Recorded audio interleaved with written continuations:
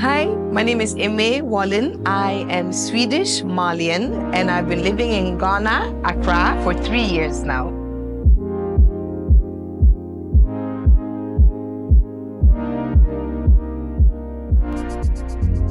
I work with the Ghana Food Movement. We are a non-profit organization connecting food actors in Ghana.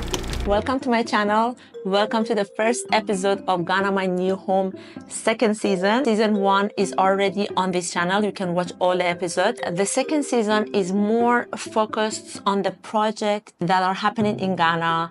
It's all about the individuals who moved to Ghana and decided to start a project or a business. There is going to be an episode every week, every Friday at 5 p.m. I'm quite sure you will enjoy watching them. If this is your first time on this channel, my name is Anahita and I make videos about Ghana and the story of people living in Ghana. There has been hours of researching, interviewing and editing spent for every episode. So your biggest support and your biggest help would be by subscribing to the channel, by liking the videos and share it with people that you think might enjoy watching the videos as well. I don't want to take too much of your time, so let's get back to Ime's story.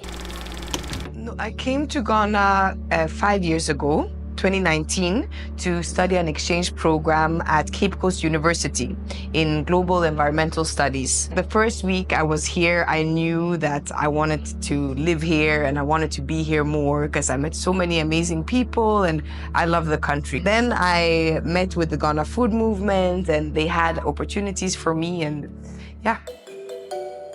I grew up with my mom in Stockholm, Sweden. She was very busy. She was taking care of me alone. So we had a lot of, like pre-made or ready-made food, not so much home cooking. But on the other hand, with my grandparents in Sweden also that I spent a lot of time with, that's where I got to really have home-cooked food. And this was my grandma that taught me how to cook. Traveling to Mali because I did have the chance to go to Mali to visit my dad and that side of my family. And there, of course, food was a really big thing. So I spent a lot of, afternoons at my grandma's house cooking with the women there and eating all the snacks. And so I think that those are the three perspectives I have on food. So the kitchen is a food education hub, one of a kind in Accra. It's a meeting place for foodies, for food system actors. It's a place where finally the food community of Ghana can come together. Welcome to the kitchen. Let's take a tour. So you've just walked in to the entrance and you've come to the eatery. This is where you can come and connect with people. You can get inspired by our big shelf with cookbooks and articles and newspapers and ingredients. Like this wall is going to show the potential of Ghanaian food and food systems. And then we'll have seating arrangements, tables, and this is a bar. Anytime you come, you can get something. You can't get food every day, but you can get a juice, a snack. This is the kitchen. This is where we will be cooking and innovating with local and indigenous ingredients. Baobab, ponyo, moringa, prekese, dawadawa, all of these amazing ingredients that we have that we can innovate and we can do more than what we are doing right now. We'll have a fully equipped kitchen, really try to make it a multifunctional kitchen where we can both host cooking classes, but also produce, like big caterings for,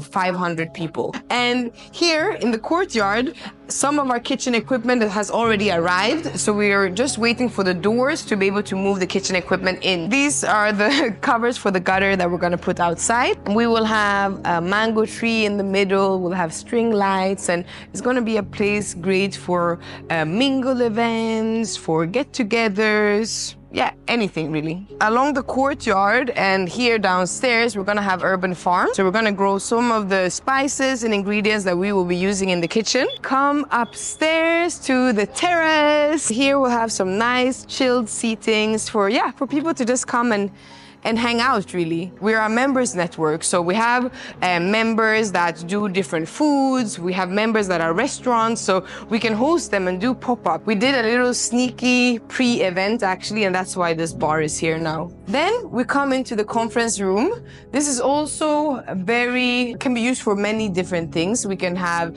panel discussions that we do a lot. We can have film screenings, meetings, workshop, whatever is needed, whatever connects to food can happen here.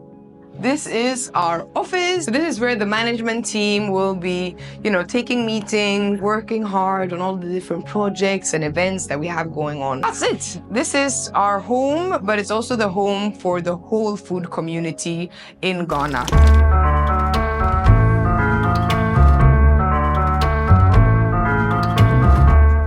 I ate in Ivory Coast. On my Instagram now, I'm trying to show all the experiences and all the impressions that I get to experience in my daily life. And I'm trying to show that within Ghana, but also within West Africa and Africa, we have so much in common when it comes to food, but also so much to learn from each other. Because sometimes, even in West Africa, we have similar ingredients, but we don't have the same names for them. So people aren't actually aware that we're using the same ingredients for different things. And if we can learn and get inspired about how other Africans are using their ingredients and foods, then we can also do more with our foods.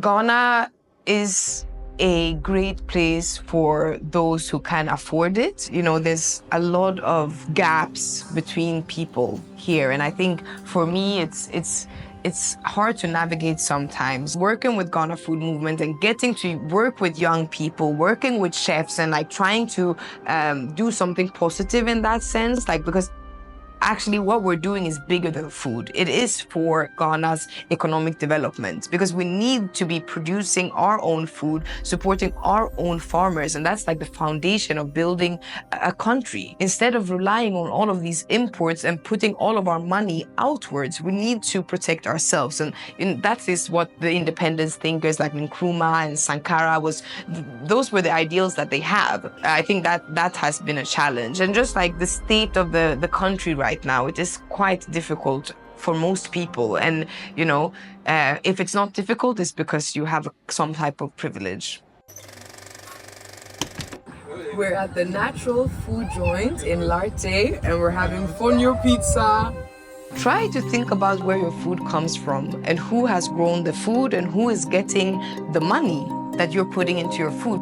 The things that we are getting pushed at us, they are so processed. There's so much chemicals in it, and it is not good for us. We're just living in a system where we are eating all these bad foods, having to see the doctor. It's all, I don't want to, it's a conspiracy. It is a conspiracy. So we need to break out from that conspiracy and not support those brands. These big brands like Nestle, for example, they have the infrastructure and the money to be in every Ghanaian village. You can get 4 or 5 different types of Nestle milks, but you could never get from a local entrepreneur. Right? So there's a lot that has to be done, and it's not only on a consumer level, it has to be systematic, political level. But as you asked me, what we can do is to be conscious and be intentional with what we buy and where we put our money. Because I know for sure that I want to put my money in Ghana, and I want to put my money towards Ghanaian farmers.